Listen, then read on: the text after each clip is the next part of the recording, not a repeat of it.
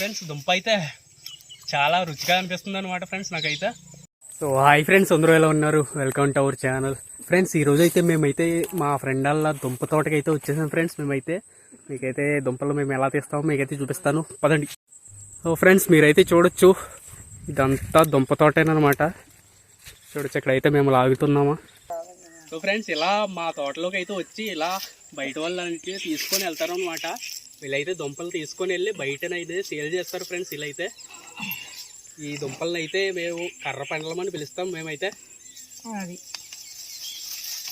So friends మనమైతే ఇప్పటివరకు తీసిన దుంపలు అనమాట ఇవన్నీ. చూడొచ్చు మీరైతే ఎన్ని ఉన్నాయో. సో ఫ్రెండ్స్ ఇప్పుడైతే మనం ఒక దుంప అయితే తీసుకొని టేస్ట్ ఎలా ఉందో మీకైతే ఇప్పుడు చెప్తాను.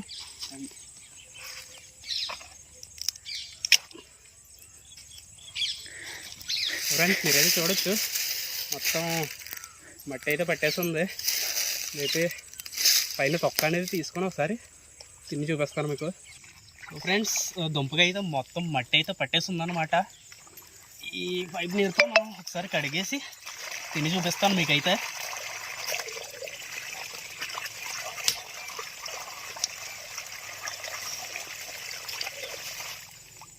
ఫ్రెండ్స్ దుంప అయితే మొత్తం కడిగేసాము.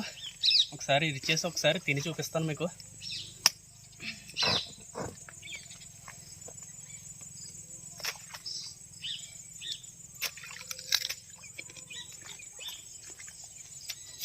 సో ఫ్రెండ్స్ దుంప అయితే చాలా రుచిగా అనిపిస్తుంది అనమాట ఫ్రెండ్స్ నాకైతే.